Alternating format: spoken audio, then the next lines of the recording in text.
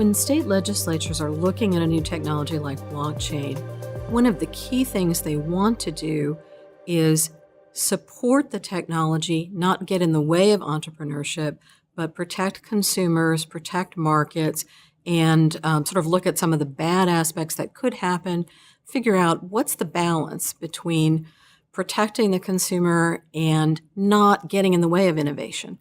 And I think that legislatures are getting more and more sophisticated about looking at those things. They don't always reach the same balance, and that's why we have a patchwork in the states right now.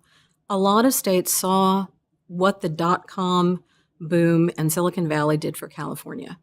Now they know blockchain is coming over the horizon. It's a transformative technology. And I think the states that want to be more encouraging of that technology are looking to see, can we enhance entrepreneurship? Can we be the next Silicon Valley of blockchain?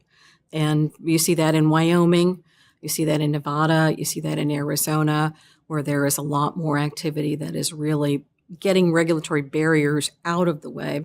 In a state like Wyoming, there is a very strong embrace of this new technology.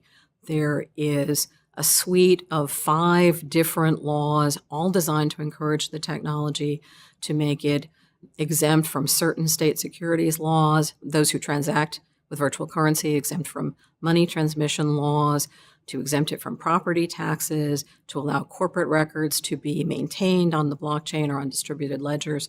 They have identified a new corporate form that they're calling a Series LLC that they think is particularly conducive to the kinds of businesses that they want to attract. A state like Arizona, you have something similar.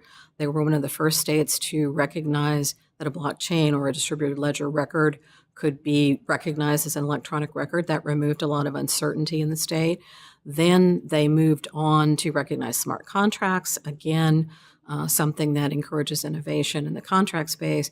And now they have just started what they're calling a sandbox, regulatory sandbox. And this is an idea that's borrowed mostly from regulators abroad who have said, we want to have startups, but we want them to experiment in a safe way with a small amount of money at risk, a small number of consumers, try some things out. There'll be regulatory involvement, but it won't be one-size-fits-all regulatory involvement. There'll be much more sort of regulatory attention paid to particular actors, but there'll also be an understanding that for a time, you're going to be able to try out your technology without necessarily complying with all the laws that we have for everybody in the financial space. The Secretary of the Treasury on the federal level has issued a new report that's very favorable towards sandboxes and suggesting the idea that innovation and regulation might involve some kind of federal-state partnership to make sandboxes more possible throughout the country. So it's very interesting. We'll see what happens when they implement the recommendations of that report, if they do. One thing we see almost across the board now is that the virtual currency application of blockchain has become a subject of concern for legislatures. They have done different things. Some states like New Hampshire, Wyoming have said, we are going to take this kind of currency out of our money transmission laws. We're going to let it grow without regulatory intervention.